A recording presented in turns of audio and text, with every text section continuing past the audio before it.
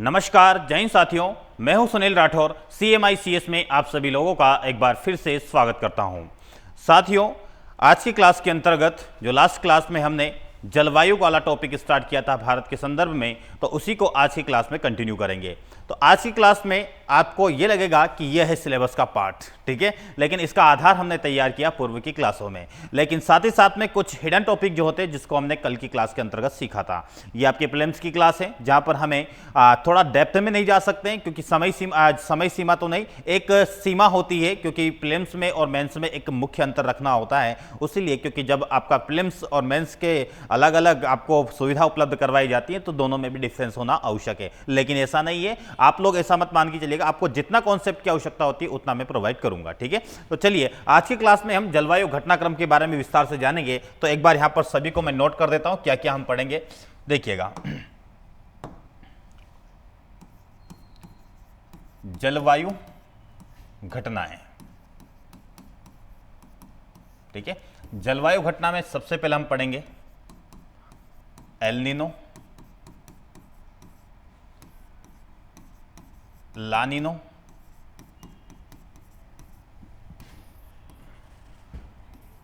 दक्षिणी दोलन,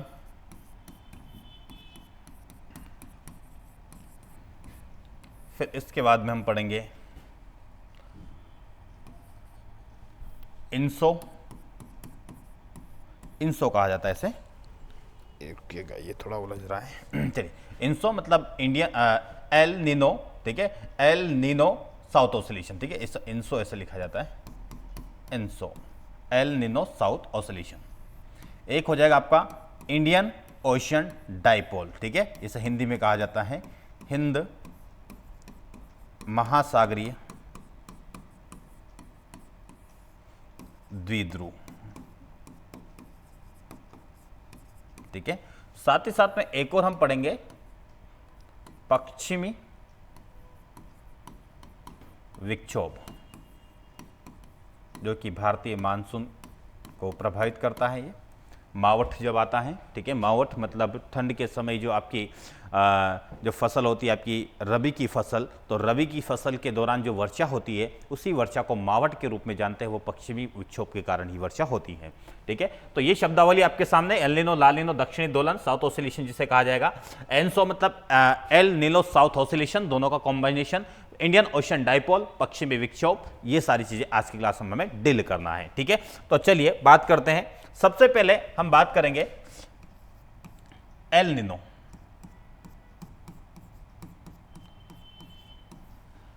अब एल नीनो के बारे में वो बातें यहां पर लिखूंगा पहले मैं आपके एक पॉइंट के रूप में, ताकि आपके प्रीलिम्स में कभी डायरेक्ट क्वेश्चन आ जाए तो उसको आप बना पाएं। फिर हम इसे एक मैप के माध्यम से समझेंगे किस प्रकार से ये चीजें हैंडल होती है, ठीक है।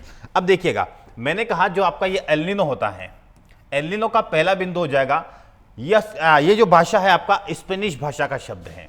क्या कहेंगे अब इसे हम? स्पेनिश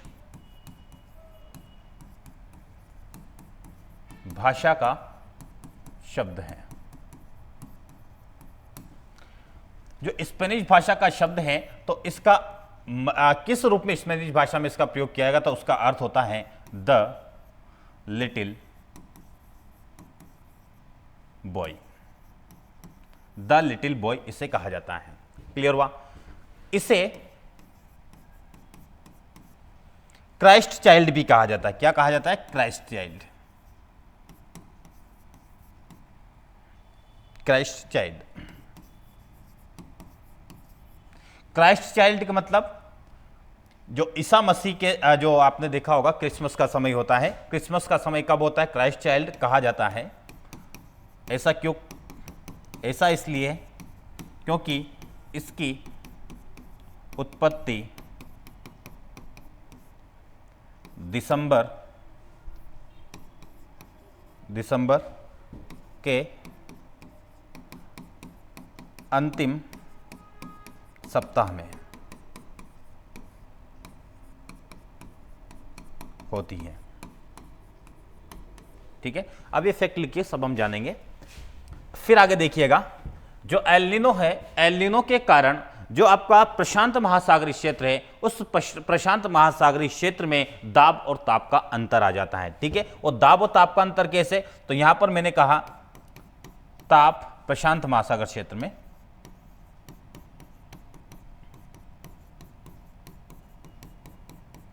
प्रशांत महासागर में ताप और दाब में अंतर उत्पन्न हो जाता है। अब ये ताप और दाब में अंतर उत्पन्न होता है तो यहां पर मैं मेंशन करूंगा आपका जो पूर्वी प्रशांत महासागर होगा,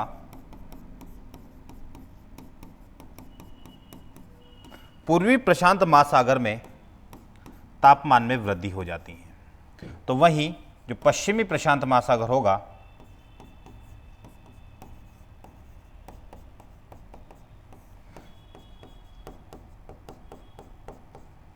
वहां पर तापमान में कमी आ जाती है। क्लियर हुआ? पूर्वी प्रशांत महासागर में जो तापमान में वृद्धि होती है, जिसके कारण वहां पर चलने वाली एक जलधारा है जिसे आप हम्बोल्ट की जलधारा बोलते हैं, हम्बोल्ट की जलधारा। हम्बोल्ट की जलधारा को आप पेरू की जलधारा के रूप में भी जानते हैं। जो पेरू की जलधारा है अपना स्वभाव बदल लेती है, पेरू की जलधारा गर्म हो जाती है। मैंने क्या कहा आपको, पूर्वी प्रशांत महासागर में तापमान बढ़ रहा है तो आपकी जो पेरू या हम्बोल्ट की जलधारा है वो कैसी हो जाती है, गर्म। इसका मतलब सामान्यता वो कैसी है, सामान्यता ये कैसी है, सामान्यता तो ठंडी है, सामान्य स्थिति में इसकी प्रकृति कैसी होती है, ठंडी। क्लियर हुआ? ये बात भी ध्यान रखना। तो एल नीनो के समय यह जलधारा कैसी हो जाएगी, गर्म जलधारा हो जाएगी। एक फैक्ट और लिखेंगे यहां पर मैंने कहा कि जो आपका ये एल नीनो है, एल नीनो के बारे में वो फैक्ट के बाद अगला फैक्ट लिख रहा हूं मैं। ठीक है, इसका प्रभाव के संदर्भ में देखें तो प्रभाव भारत के संदर्भ में देखा जाएगा तो यहां पर हम कहेंगे सूखे की स्थिति निर्मित हो जाती है, हमारा मानसून प्रभावित होता है इससे। और वैश्विक संदर्भ में देखें तो मैं सीधा कहूंगा यहां पर पेरू का तट, जो पेरू का तट होता है तो वहां पर बाढ़ की स्थिति आ जाती है। ठीक है, बाढ़ की स्थिति। क्लियर हुआ? तो मैंने कहा कि प्रभाव के संदर्भ में देखें एल नीनो के, तो यह प्रभाव भारत में सूखे की स्थिति को निर्मित करता है, तो वहीं पेरू के तट पर आपका बाढ़ की स्थिति को निर्मित करता है। एक और बात इसमें कोट करेंगे कि यह एल नीनो होता है, जो एल नीनो लगभग 7 से 10 वर्षों के अंतराल में यह उत्पन्न होता है, वर्षों के अंतराल में उत्पत्ति। और क्यों होती है मैंने आपको बतला ही दिया है कि प्रशांत महासागर के क्षेत्र में ताप और दाब में अंतर उत्पन्न हो जाता है। इसके कारण पूर्वी प्रशांत महासागर में तापमान जो होता है वह 3 से 4 डिग्री सेंटीग्रेड में वृद्धि हो जाती है, जबकि पश्चिमी प्रशांत महासागर के तापमान में कमी हो जाती है। क्लियर हुआ? मुझे नहीं लगता है कि एल नीनो के बारे में इससे ज्यादा प्रश्न आपका प्रीलिम्स में बनेगा। क्लियर है? लिख के रख लीजिए, एल नीनो के संदर्भ में क्वेश्चन बना तो यही फैक्ट आपके रहेंगे, इससे बाहर नहीं जाएगा। मैंने कहा यह भी ध्यान रखना एल नीनो के बारे में। ठीक है, इतनी बातें हो गई। अब देखिएगा, इसको हम समझते हैं कि आखिर ये एल नीनो का घटनाक्रम कैसे होता है। ठीक है, तो मैप लेके आता हूं और एल नीनो को समझते हैं, फिर हम आगे की बातें देखेंगे।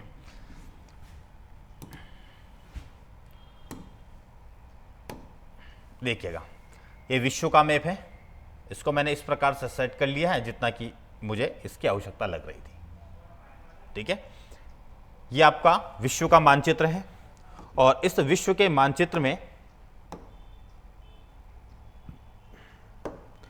यहां पर देखिएगा, ये जो दिख रहा है आपको, ठीक है, ये पूरा आपका दक्षिण अमेरिका है। मैं डायग्राम बना देता हूं ताकि आपको हो सकता कभी ब्लर हो, तो ये देखिएगा, ये दक्षिण अमेरिका इसे कहा जाता है। ठीक है, ये कौन सा है आपका, दक्षिण अमेरिका। क्लियर है? दक्षिण अमेरिका में ये जो तट, ये जो देश दिख रहा है आपको, यहां पर एक देश है जिसका नाम है पेरू। कौन सा देश है? पेरू। क्लियर हुआ?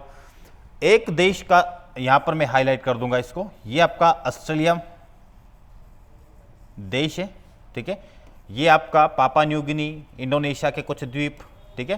यहां पर इंडोनेशिया के कुछ द्वीप दिख रहे होंगे, ठीक है। और ये आपका यहां पर इंडिया,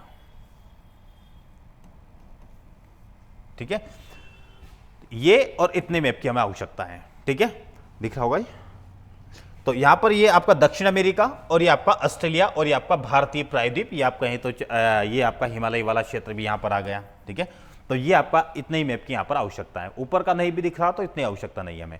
बस इतना ध्यान रखिएगा, ये जो आपको रीजन दिख रहा है ये पूरा बीच का, इसे कहा जाता है प्रशांत महासागर। ये तट रेखा में बना देता हूं, ये तट रेखा जो आपको दिख रही है, ये तट रेखा किसकी है? पश्चिमी प्रशांत महासागर की, ठीक है। और ये तट रेखा जो दिख रही है आपको, ये पूर्वी प्रशांत महासागर की तट रेखा है। क्लियर हुआ? ये पूर्वी प्रशांत महासागर की तट रेखा और ये पश्चिमी प्रशांत महासागर की तट रेखा। क्लियर हुआ? इसे ही कहा जा रहा है आपका प्रशांत महासागर।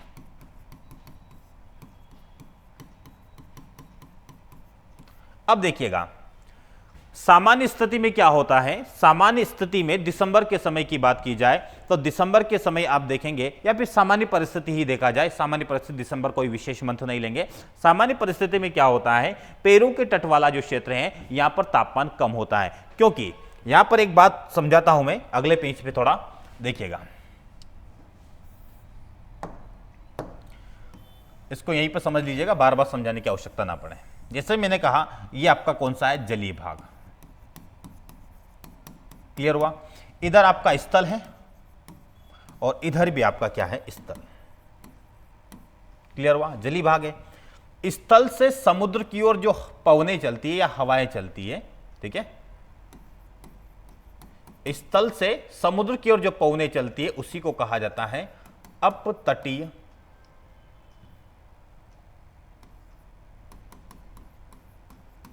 पवन। क्लियर हुआ? अपतटीय पवन।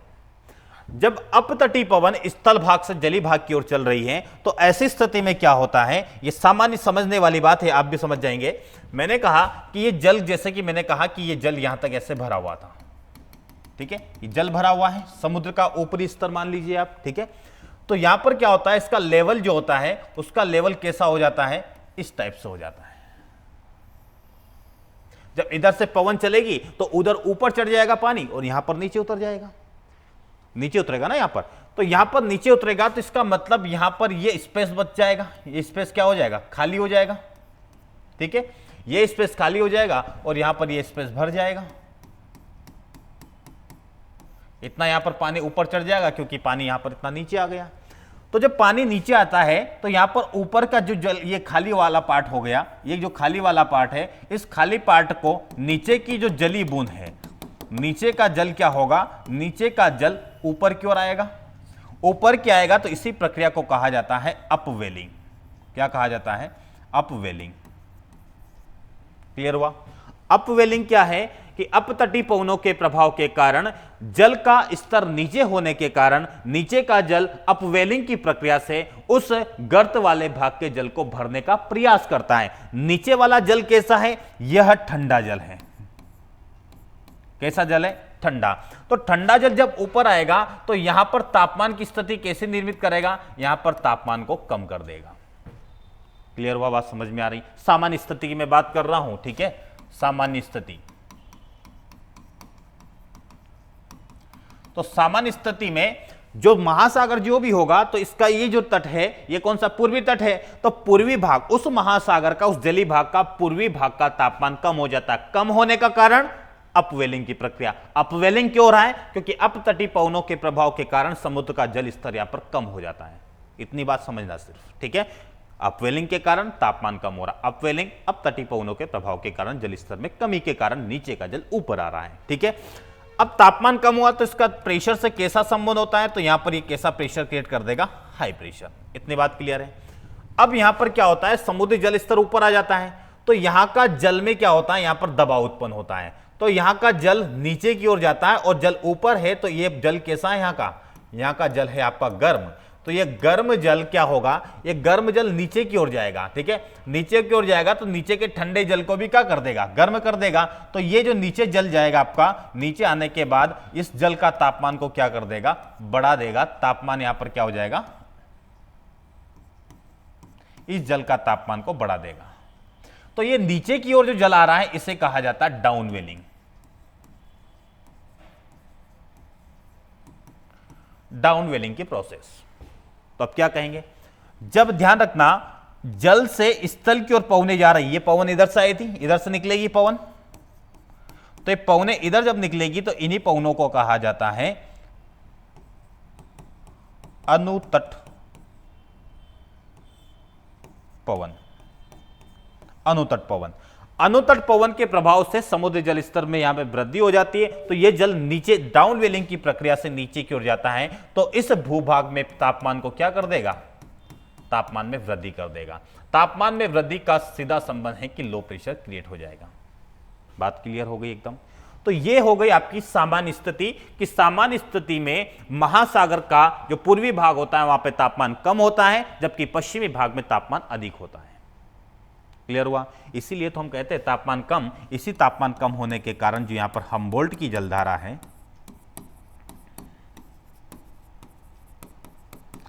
इसी को कैसी प्रकृति कहा जाता है, ठंडी। मैंने कहा ही था। ठीक है, सामान्य स्थिति में कैसी होती है, ठंडी होती है। अब ये बात आपको मेरे ख्याल से समझ में आ गई होगी। क्लियर है। ध्यान रखना तापमान यहां पर कम है, इधर तापमान कम, उधर तापमान अधिक है। ठीक है, चलिए अब आ जाते हैं इस जगह। अब मैंने कहा कि ये हम पढ़ रहे कौन सी स्थिति, एल नीनो की स्थिति।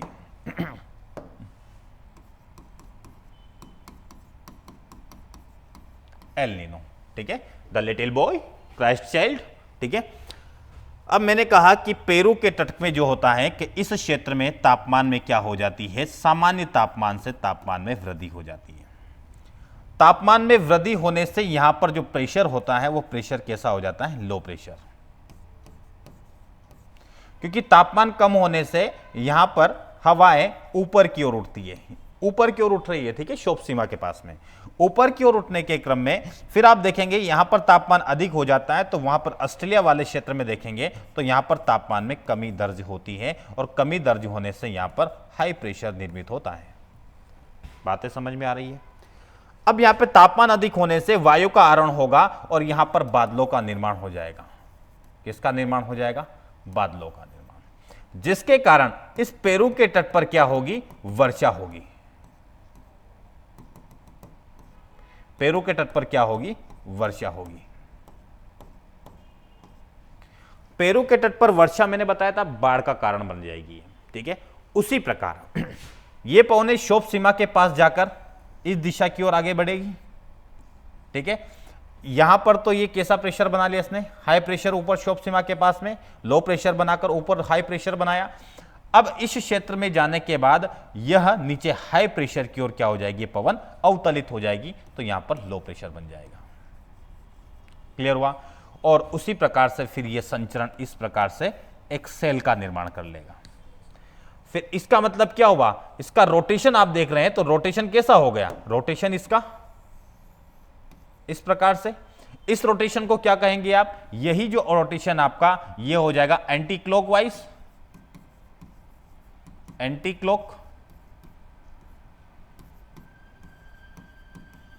ठीक है, और ये एंटी क्लॉकवाइज जो होता है इसी को आप क्या कहते हैं, वॉकर सेल, वॉकर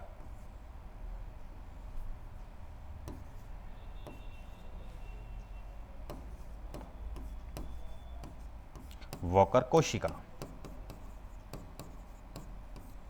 क्लियर हुआ। जब यहां पर हाई प्रेशर है तो उच्च वायुदाब का केंद्र हमेशा वर्षा के लिए प्रतिकूल होता है। तो ये जो पूरा भूभाग है आपका, इस पूरे भूभाग में कैसी स्थिति बन जाएगी, सूखे की स्थिति, क्योंकि इस पूरे भूभाग में आपका हाई प्रेशर बन जाएगा। तापमान में कमी के कारण इसी घटनाक्रम को कहा जाता है एल नीनो का घटनाक्रम। बात समझ में आ गई। तो एल नीनो में प्रशांत महासागर के जो पूर्वी तट है वहां पर तापमान अधिक होने के कारण तापमान सामान्य तापमान से अधिक तापमान हो जाता है, लो प्रेशर को क्रिएट करता है, वायु का आरोहण होता है, जहां पर पेरू के तट पर मूसलाधार वर्षा जो बाढ़ का कारण बनती है। यही क्षोभ सीमा के पास जाकर ये आपका कहां पर आगे बढ़ती है, क्षोभ सीमा के दोनों दिशाओं में बिखरती है। दोनों दिशाओं में बिखरने के बाद यह ऑस्ट्रेलिया के ऊपर क्षोभ सीमा के समीप इसका अवतलन होता है या अवरोहण होता है। अवरोहण की प्रक्रिया में ये ऑस्ट्रेलिया के जो पूर्वी तट है या प्रशांत महासागर का पश्चिमी तट है, इस प्रशांत महासागर के पश्चिमी तट पर हाई प्रेशर का निर्माण करती है और हाई प्रेशर निम्न तापमान का कारण बन जाता है। तो निम्न ताप होने से एक सेल का निर्माण होता है जो कि एंटी क्लॉकवाइज होता है, जिसे आप वॉकर सेल कहते हैं। तो आपसे पूछेंगे एल नीनो के समय जो वाकर कोशिका होती है उसकी दिशा क्या होती है, तो एंटी क्लॉकवाइज। कैसी होती है? एंटी क्लॉकवाइज दिशा होती है वॉकर सेल के समय। बात समझ में आ गई? आशा करता हूं कि आपको एल नीनो का घटनाक्रम समझ में आया होगा, किससे यहां सूखे का कारण और इधर आपका पेरू के तट पर यहां पर बाढ़ का कारण बनती है। क्लियर हुआ? तो ये था आपका एल नीनो, जिसकी सामान्य बातें आपके यहां पर है और इसको डायग्रामेटिकली मैंने आपको यहां पर समझा दिया है और कुछ बेसिक सामान्य परिस्थिति थी वो मैंने आपको यहां पर बतला दिया। अब आगे चलेंगे और हम यहां पर समझेंगे ला नीनो। ठीक है, ला नीनो। ला नीनो में फिर से सामान्य बातें हम देखेंगे। यहां पर देखिएगा, स्पेनिश भाषा में या स्पेनिश भाषा का शब्द है। ठीक है, एक सेकंड, मुझे कॉल तो नहीं आ रहा है। चलिए, स्पेनिश भाषा का शब्द है ये, और एल नीनो स्पेनिश भाषा का शब्द है, तो स्पेनिश भाषा में इसे कहा जाता है the little girl. The little girl इसे कहा जाता है। ठीक है, यह घटना 3 से 4 वर्षों के अंतराल में घटित होती है।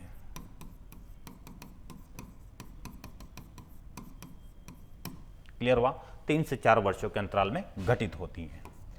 फिर देखें तो एल नीनो जो आपका ला नीनो होता है, ला नीनो में क्या प्रभाव, क्या कारण है उत्पन्न होने का? ठीक है, तो प्रशांत महासागर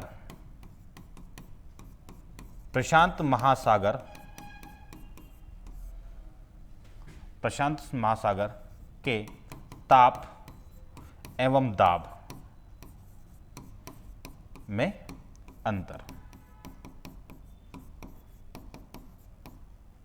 अंतर उत्पन्न हो जाता है।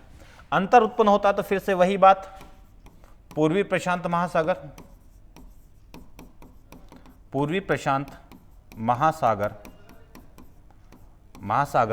में जो तापमान होता है वो तापमान सामान्य तापमान से और कम हो जाता है। सामान्य तापमान से और तापमान कम हो जाता है, जिससे यहां पर हाई प्रेशर का निर्माण होता है। वहीं पश्चिमी प्रशांत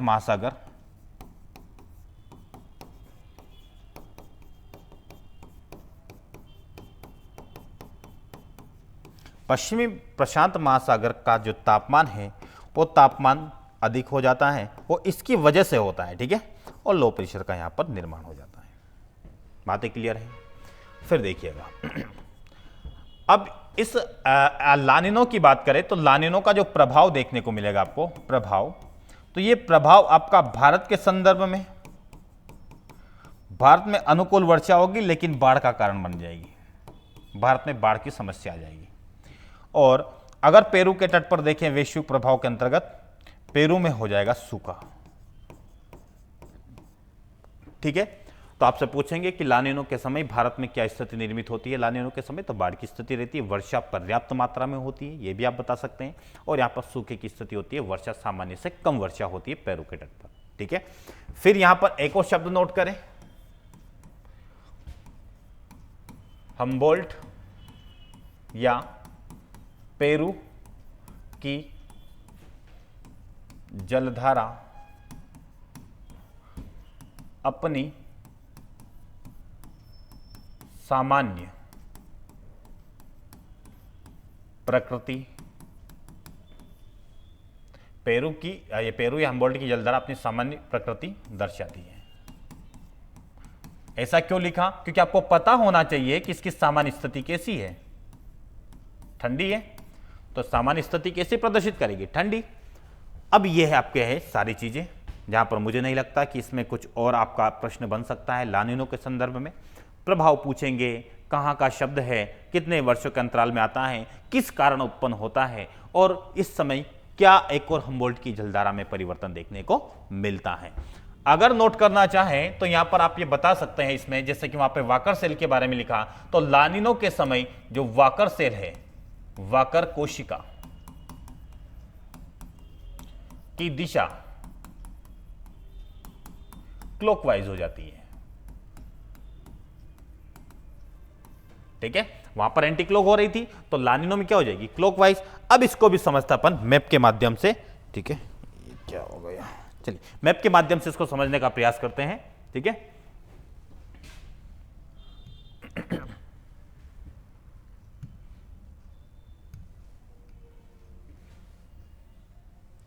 सामान्य स्थिति तो आपको पता है। सामान्य स्थिति में क्या होता है, पेरू के तट पर या फिर पूर्वी प्रशांत महासागर में तापमान कम होता है। कम क्यों होता है, मैंने अपतट पवनों का प्रभाव के कारण बतला दिया था। अपतट पवनों का होता है जहां से, जिसके कारण अपवेलिंग होता है, अपवेलिंग से नीचे से ठंडा जल ऊपर आता है, वहां का सामान्य तापमान को कम कर देता है, ठीक है। अब यहां पर फिर से ये आउटलाइन में इसमें मैं बना देता हूं थोड़ा, ताकि आपको विजिबल हो जाए, देखिएगा।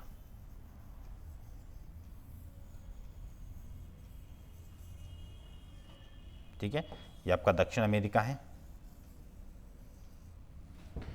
यहां पर ये आपका ऑस्ट्रेलिया, ठीक है। इंडोनेशिया के कुछ द्वीप हैं यहां पर, इससे बना दीजिए। और ये आपका पश्चिमी प्रशांत महासागर का तट हो जाएगा,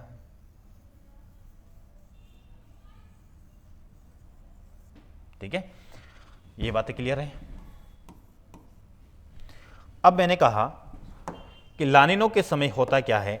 लानिनो के समय जो आपका यहां पर ये पेरू है, इस पेरू का जो तापमान है, यहां पर तापमान सामान्य तापमान से और कम हो जाता है, जिसके कारण यहां पर हाई प्रेशर का निर्माण होता है। तो वहीं ऑस्ट्रेलिया के तट पर यहां पर तापमान अधिक हो जाने से यहां पर लो प्रेशर का निर्माण होता है।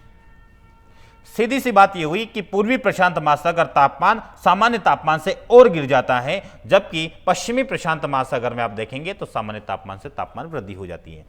यह हमेशा नहीं होता है, कभी कभार होता है ऐसा, ठीक है। अब यहां पर पौने क्या होती है, तापमान अधिक होने के कारण आरोहण की प्रक्रिया होती है, ठीक है।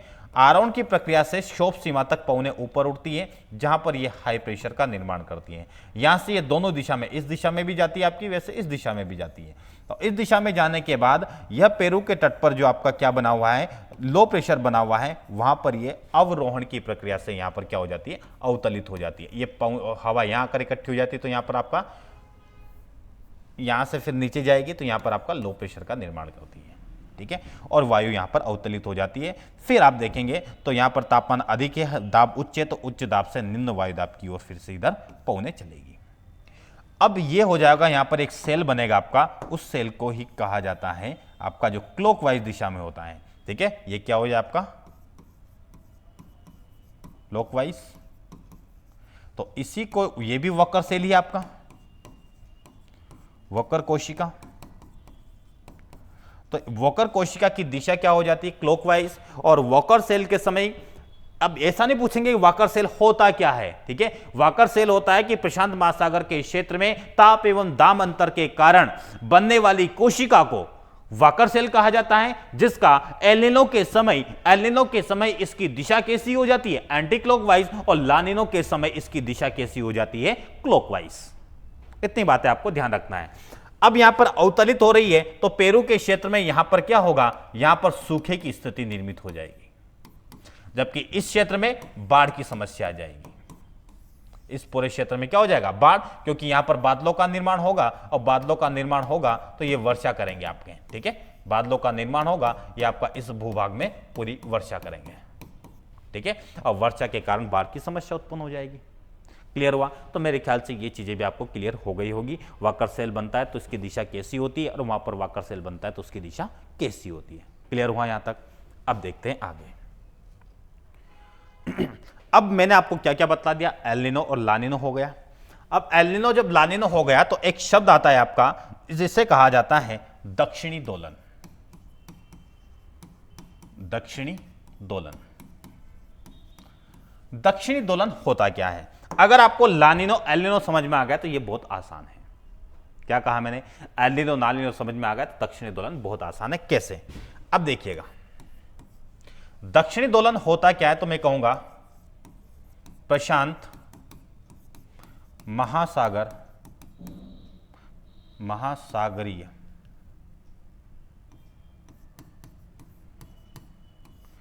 तटीय क्षेत्रों में ताप एवं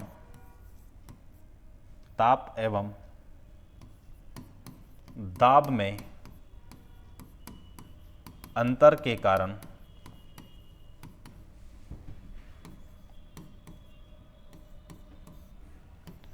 वोकर चक्र का या वोकर कोशिका का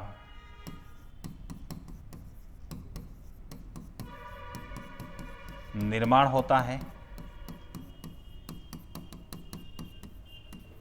जिसे दक्षिणी दोलन कहा जाता है।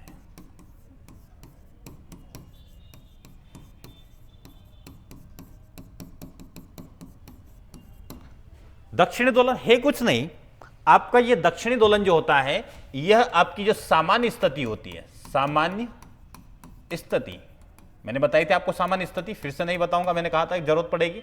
और एक होता है आपका एल नीनो,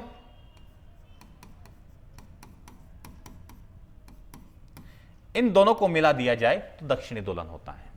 तो सामान्य स्थिति और एल नीनो संयुक्त रूप से दक्षिणी दोलन का निर्माण करते हैं। अब आपको सामान्य स्थिति में पता है कि तापमान, पेरू के तट का तापमान क्या होता है? पेरू के तट का तापमान सामान्यतः कम होता है, और यह एल नीनो में तापमान बढ़ जाता है। ठीक है, तो ये तापमान में कमी या वृद्धि, तापमान में होने वाला क्या है? परिवर्तन है। ठीक है, ताप और दाब में अंतर होता है, और ताप और दाब में कैसा अंतर? यह ताप और दाब में परिवर्तन होता है। ठीक है, ताप और दाब में परिवर्तन के कारण प्रशांत महासागरीय क्षेत्र में तापमान और दाब में परिवर्तन होने से वक्र संचरण का निर्माण होता है या वक्र सेल का निर्माण होता है। इसी को क्या कहा जाता है? दक्षिणी दोलन कहा जाता है। बस इतना सा आपको ध्यान रखना है, और इसमें कुछ भी ना तो मैप है, मैप वही है जो अभी मैंने बतलाया था। ठीक है, और दक्षिण दोलन के बारे में ये परिभाषा ध्यान रखना। क्लियर हुआ? दक्षिणी दोलन के बाद आप देखेंगे एक नया शब्द आएगा जिससे आप कहेंगे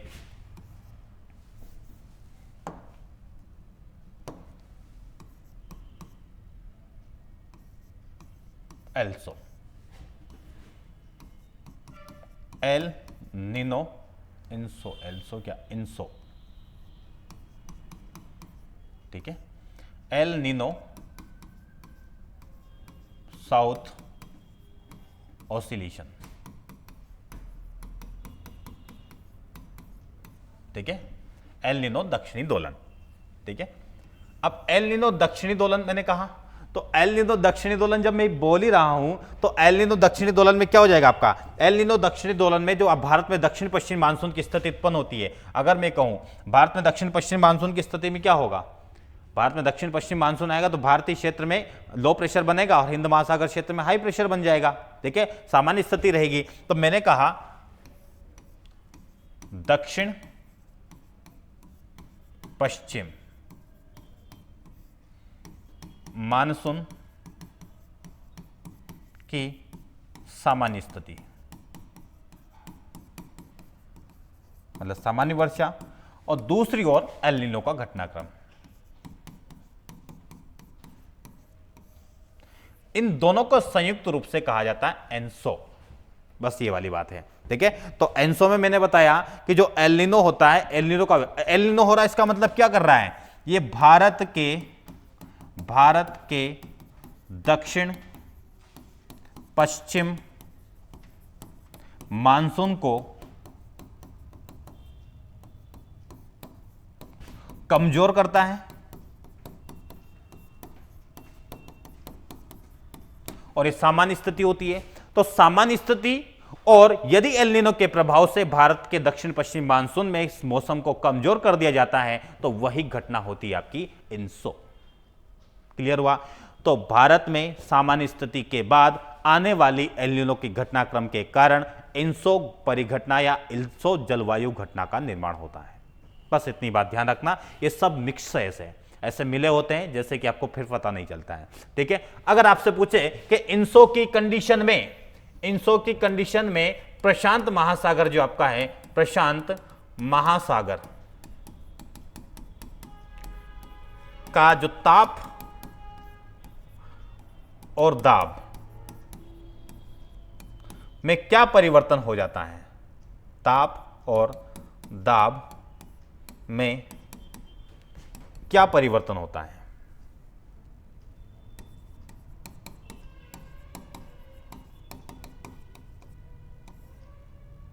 ठीक है, तो क्या परिवर्तन होता है? तो मैं कहूंगा कि अगर आपसे पूछ लिया जाए इसी प्रकार से तो आपको बताना होगा कि जो प्रशांत महासागर है, इस प्रशांत महासागर का जो पूर्वी क्षेत्र है, पूर्वी भाग, ठीक है, पूर्वी भाग कैसा हो जाएगा आपका?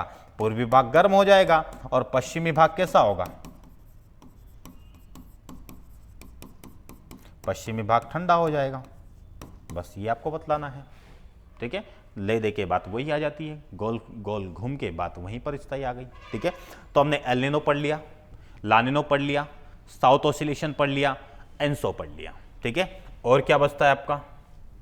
यहां पर हमने एल नीनो देखा, ला नीनो देखा, दक्षिणी दोलन और इनसो देखा। इंडियन ओशन डाइपोल में हम आ जाते हैं। ठीक है, इंडियन ओशन डाइपोल,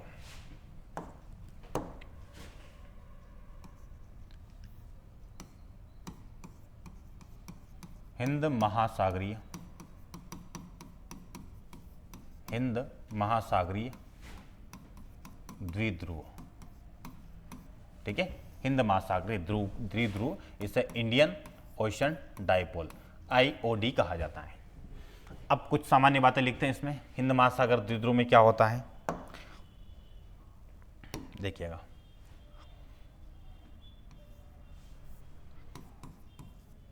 हिंद महासागरीय क्षेत्र में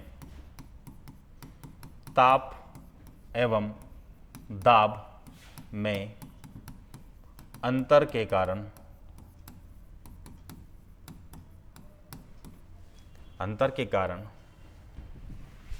ताप और दाब के अंतर के कारण हिंद महासागर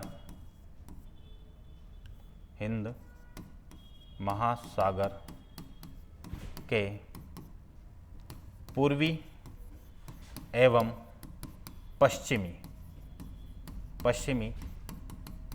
तटीय क्षेत्रों में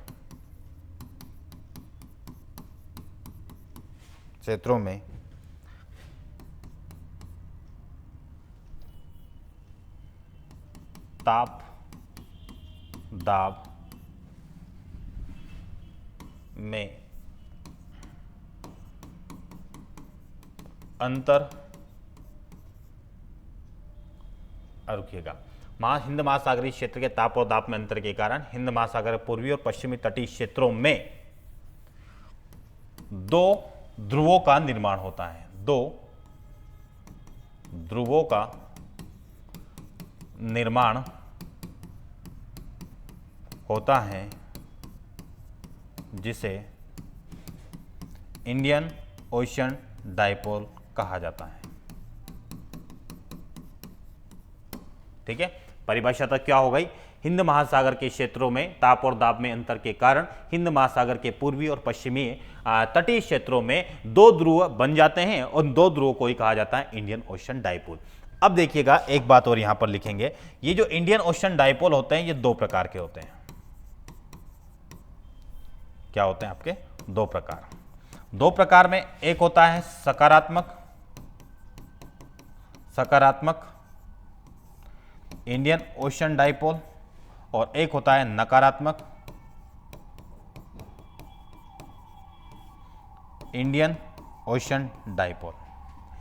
अब ये नकारात्मक सकारात्मक कहने का सीधा मतलब है, अगर सकारात्मक हुआ तो भारत का, या फिर आप कहें भारतीय दक्षिण पश्चिम मानसून अनुकूल होगा, इसलिए सकारात्मक कहा। और यहां पर भारतीय दक्षिण पश्चिम मानसून प्रतिकूल होगा। ठीक है, इसका मतलब यहां पे पर्याप्त वर्षा होगी और यहां पर सामान्य से कम वर्षा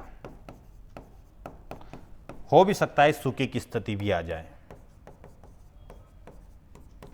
ठीक है, तो इंडियन ओशन डाइपोल में अगर आपसे प्रश्न बनेंगे तो परिभाषा को ध्यान रखिए।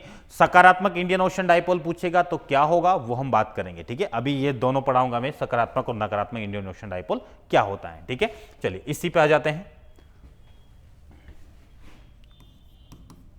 सकारात्मक, या फिर ऐसे लिख देते हैं इसको, पॉजिटिव इंडियन ओशन डाइपोल।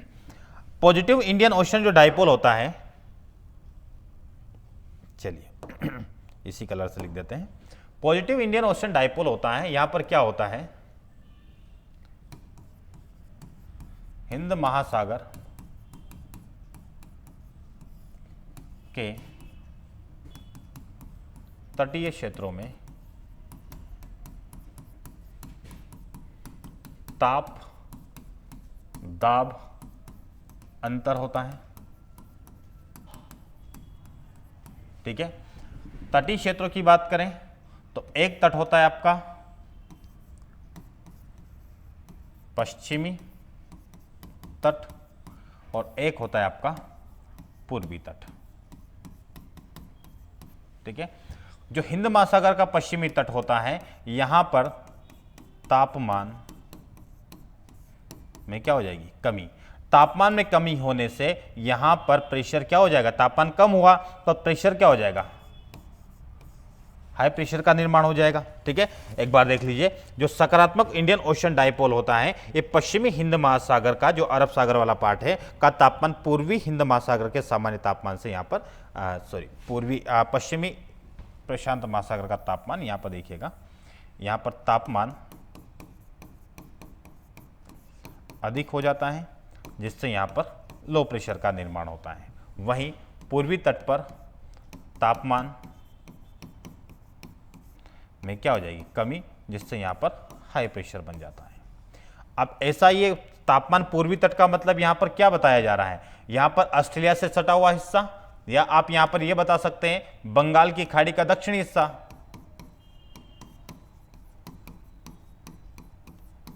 का दक्षिणी भाग, और ये वाला हो जाएगा आपका अरब सागर वाला पार्ट। ठीक है, अरब सागर वाला पार्ट, बस इसमें है कुछ नहीं। पश्चिमी तटीय क्षेत्र में तापमान में वृद्धि हो जाती है, जिससे लो प्रेशर का निर्माण होता है। वहीं पूर्वी तट पे तापमान में कमी के कारण हाई प्रेशर बन जाता है। यह घटनाक्रम हमेशा नहीं होता है, कभी कभी जब आपका इंडियन ओशन डाइपोल की स्थिति निर्मित होती है तब स्थिति ऐसी निर्मित होती है। जलवायु परिवर्तन के कारण हो रहा है ऐसा, या किस कारण हो रहा है, तो ये कई कारण इसके लिए जिम्मेदार होते हैं। ठीक है, अब इसको मैं मैप के माध्यम से आपको समझाना चाहूंगा। पॉजिटिव, पहले नेगेटिव के बारे में भी लिख लेते हैं अपन, फिर दोनों को एक साथ में समझ लेंगे, या फिर अगर आप कहें तो पॉजिटिव बता देते हैं पहले आपको। ठीक है, देखिएगा इसमें मैप अगर पॉजिटिव वाला होगा तो मैं निकालता हूं इसमें।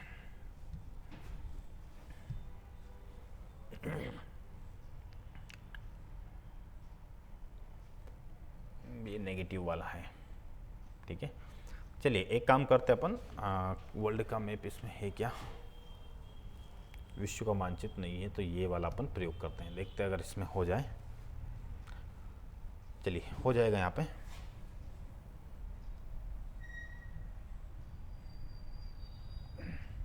चलिए ठीक है, मैं थोड़ा सा इसमें आउटलाइन मैप बना देता हूँ, आपको अच्छे से विजिबल हो जाएगा। ये जो आपका है अफ्रीका है, ये आपका मेडागास्कर है।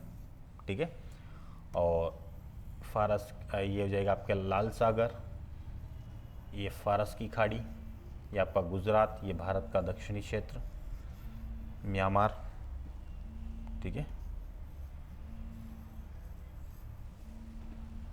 इसका कॉल आ रहा है, चलिए बात में उठाएंगे। ठीक है, ये आपका इंडोनेशिया, जावा, सुमात्रा, बोर्नियो, सेलिबीज, ठीक है, पापा न्यू गिनी, ये आपका ऑस्ट्रेलिया, ठीक है, ये ऑस्ट्रेलिया हो गया। और ये है आपका है हिंद महासागर।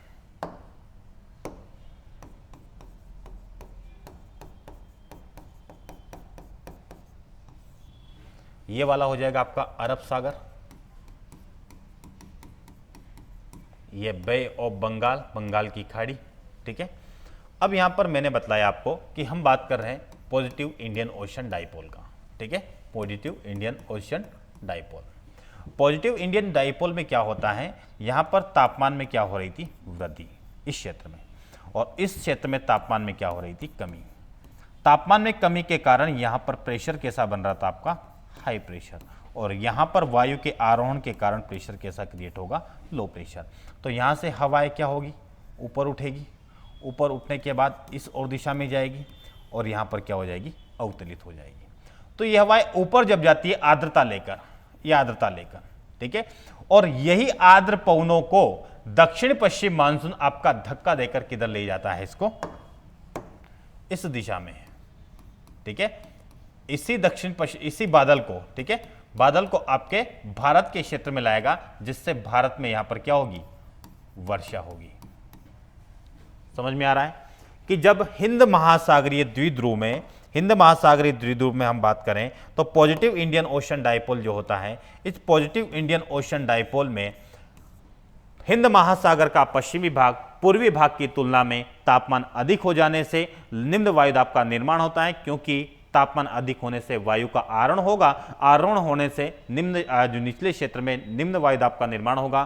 क्षोभ सीमा पर आर्द्र पवनों के कारण बादलों का निर्माण होगा, यही बादल दक्षिण पश्चिम मानसून के प्रभाव में आकर भारत में वर्षा करते हैं। क्लियर हुआ, इतनी बात समझ में आई। ठीक है, अब देख, क्योंकि यहां पर आपका हाई प्रेशर बन जाता है क्षोभ सीमा के पास में, और यही क्षोभ सीमा के पास में हाई प्रेशर बना तो वही हाई प्रेशर आगे की ओर बढ़ेगा, भारतीय भूभाग में जाकर वर्षा कर देगा। ठीक है, क्योंकि आपके भारतीय भूभाग का जो स्थलीय भाग है वहां पर लो प्रेशर बना हुआ है। ठीक है, लो प्रेशर बना है तो वहां पर जाएगी पवने, ठीक है, वहां पर वर्षा करेंगी, अरब सागर से वहां पर आर्द्रता ग्रहण करेगी, आर्द्रता ग्रहण करने के बाद ये भारत में बहुत ज्यादा मात्रा में वर्षा करेगी। सामान्य मानसून में जो वर्षा होती है उससे अधिक मात्रा में वर्षा होती है। ठीक है, तो ये आपको पॉजिटिव इंडियन ओशन डाइपोल में ये घटनाक्रम होता है, और इस घटनाक्रम में मैंने आपको बतला दिया। ये जो यहां पर एक सेल बनता है, ये जो क्लॉकवाइज जो सेल बन रहा है, इसी को सेल को कहा जाता है हेडली सेल, हेडली कोशिका। ठीक है, तो आप बता सकते हैं कि इंडियन ओशन डाइपोल में हेडली कोशिका की दिशा क्या होगी। अगर पॉजिटिव इंडियन ओशन डाइपोल हुआ तो क्लॉकवाइज दिशा। ठीक है, ये क्या आपका क्लॉकवाइज है, किसमें, पॉजिटिव इंडियन ओशन डाइपोल में। क्लियर हुआ। अब हम चलते हैं नेगेटिव इंडियन ओशन डाइपोल। ठीक है, यहां पर मैंने नेगेटिव का नहीं बताया, तो पॉजिटिव का तो अब देख लिया है, अब नेगेटिव के बारे में हम चलते हैं। कहां पर आ गए हम, ओके, ये अपना एलिनो आगे खिसक गया क्या, अच्छा,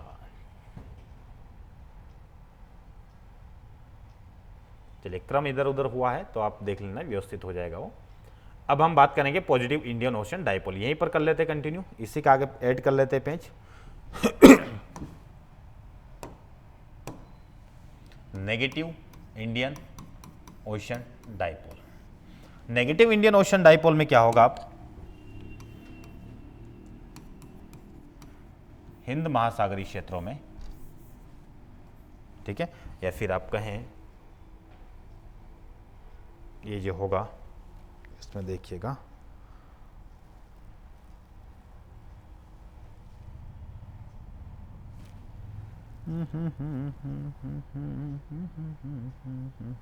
चलिए हटा ही देते हैं, अपन सीधा वहीं पे आ जाते हैं।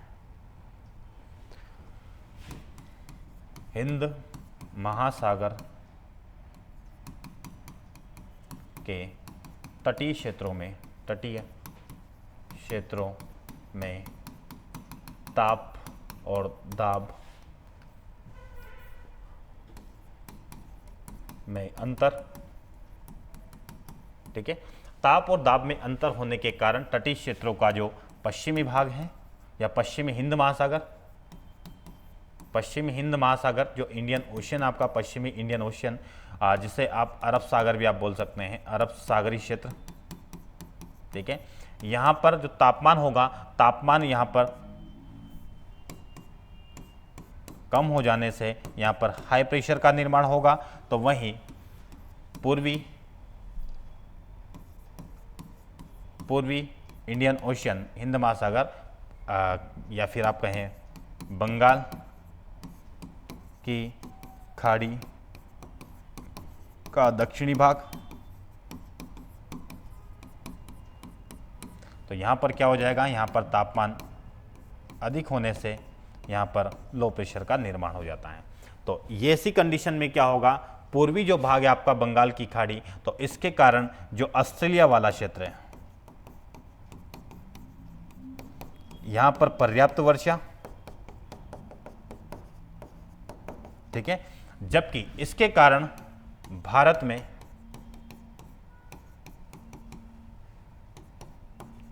वर्षा क्या हो जाएगी, कम हो जाएगी, ठीक है, सामान्य से कम वर्षा हो जाएगी। क्लियर हुआ इतना? हिंद महासागर तटीय क्षेत्र में हमने बात कर लिया। अब इसको मैप में लेकर आ जाते हैं। एक मैप मैंने रख ही रखा है यहाँ पर, नेगेटिव का मैप है इसमें।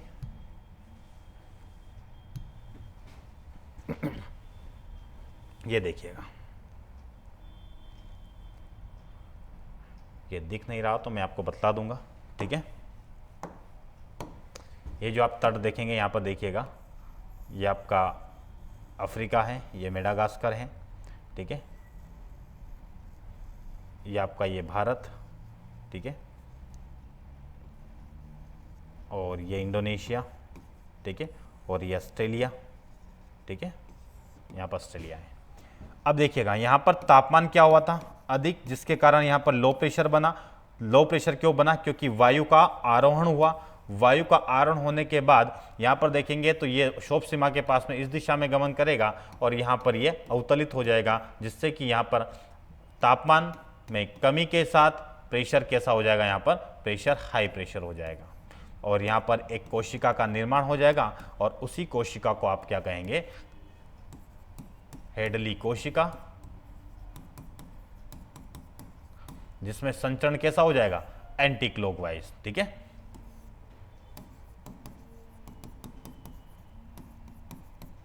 ठीक है, तो ये आपका इंडियन ओशन डाइपोल हो गया। क्लियर है यहां तक?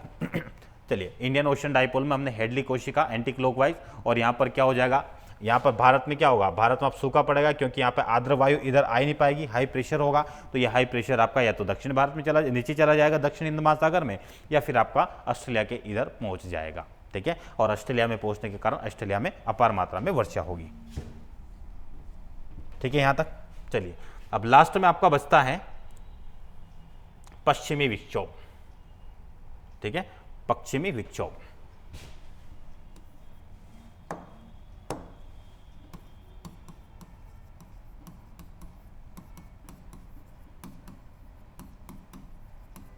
पश्चिमी विक्षोभ, एक सेकंड रुकिएगा, पश्चिमी विक्षोभ देख लीजिए, कॉल आ रहा है तो चलिए हटा देते हैं। पश्चिमी विक्षोभ में क्या होता है, देखिएगा यहां पर एक मैप बना देता हूं मैं थोड़ा सा। ये आपका अफ्रीका है, ये फारस की खाड़ी, ये आपका इंडिया, ठीक है, ये वाला हिस्सा, ठीक है। और यहां पर आप देखेंगे तो ये अफ्रीका का ये हो जाएगा, यहां पर आपका भूमध्य सागर है, ठीक है। मैंने आपको भारत के संदर्भ में पश्चिमी विक्षोभ के बारे में चर्चा कर लिया था, ठीक है। और ये पश्चिमी विक्षोभ की घटना कब घटित होती है, ये घटना होती है आपकी शीत ऋतु में, हाँ, शीत ऋतु,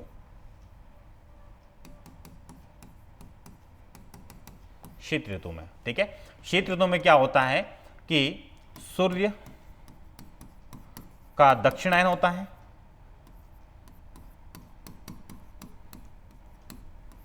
सूर्य का दक्षिणायन होने से ITCZ का भी दक्षिणायन होगा, ठीक है, दक्षिणायन होगा उसका भी।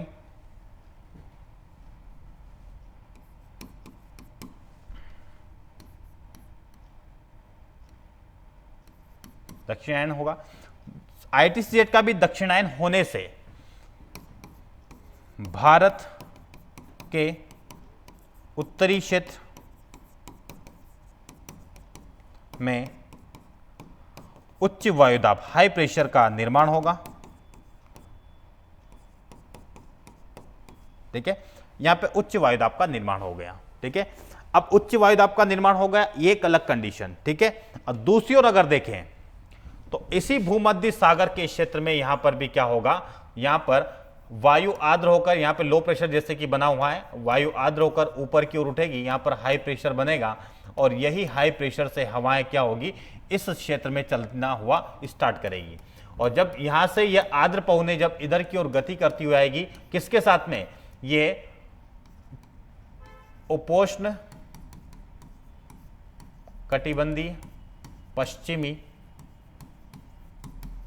जेट स्ट्रीम के साथ, ठीक है, क्योंकि ITCZ के दक्षिणायन होने से जेट स्ट्रीम का भी क्या हो जाता है, जेट स्ट्रीम का भारतीय भाग में प्रवेश होता है। तो ये जेट स्ट्रीम के साथ में ये जो आर्द्र पवनें हैं, ये आर्द्र पवनें कहाँ जाती है, भारतीय भूभाग में ये वर्षा करती आती है, सऊदी अरब, ईरान, इराक, पाकिस्तान, अफगानिस्तान, तो ऐसा करके भारत में भी वर्षा करती है। और इसी उपोष्ण कटिबंधीय पश्चिमी जेट स्ट्रीम से भारत में होने वाली वर्षा को, जो भूमध्य सागर से आर्द्रता ग्रहण करके आती है और ये पश्चिमी विक्षोभ के रूप में वर्षा करती है, और ये पश्चिम से पूर्व की इसकी दिशा होती है, और यह घटनाक्रम शीत ऋतु में घटित होती है, जिसमें सूर्य के दक्षिणायन से ITCZ का दक्षिणायन होता है, जिससे जेट स्ट्रीम या उपोष्ण कटिबंधीय जेट स्ट्रीम की लेयर भी कहां पर आ जाती है, भारतीय भूभाग में आ जाती है और भारत में वर्षा करती है। इसी को कहा जाता है पश्चिम विक्षोभ के कारण होने वाली वर्षा, और इसी को आप मावठ के रूप में जानते हैं। इसी का क्या कहा जाता है कि भारत में मावठ की स्थिति निर्मित हो गई है। क्लियर हुआ? तो ये पश्चिमी विक्षोभ था आपका।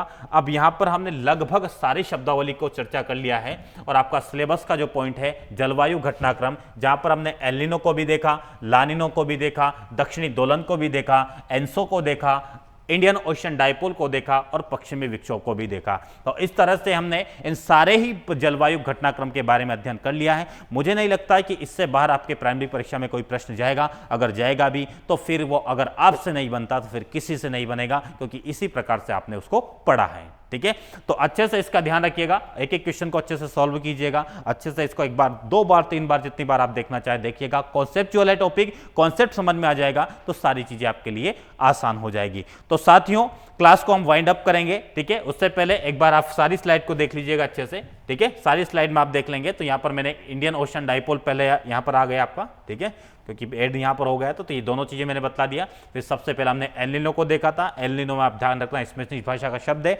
इसे द लिटिल बॉय कहा जाता है। जो आपका लानिनो होता है, लानिनो को क्या कहा जाएगा, एंटी एल नीनो भी कहा जाता है। जो आपका ये लानिनो बताया मैंने, ये एंटी एल नीनो कहा जाता है, क्योंकि एल नीनो का जस्ट उल्टा होता है। एक और मैंने जब आपको इंडियन ओशन डाइपोल बताया है, इसे एक नाम और दिया जाता है, वो नाम भी यहां पर नोट कर लेना, अभी ध्यान आया मुझे। इसे एक नाम कहा जाता है, इसे भारतीय नीनो के नाम से जाना जाता है। भारतीय नीनो, भारतीय नीनो के नाम से इसे जाना जाता है। तो ये थोड़ा सा आप ध्यान रखिएगा। हिंद महासागरीय द्विध्रुव को क्या कहा जाता है, भारतीय नीनो के नाम से भी जाना जाता है। तो ये सारी चीजें हैं आपकी। ठीक है, यहां पर हमने सब चीजों को देख लिया है, आप एक बार अच्छे से देख लीजिएगा इसको। ठीक है, एल नीनो हो गया आपका, दक्षिणी दोलन हो गया, एंसो भी हो गया, पश्चिमी विक्षोभ भी हो गया। तो इस प्रकार से आपकी आज की क्लास को यहीं पर वाइंड अप करेंगे। फिर मिलेंगे अगली क्लास में, तब तक के लिए नमस्कार, जय हिंद।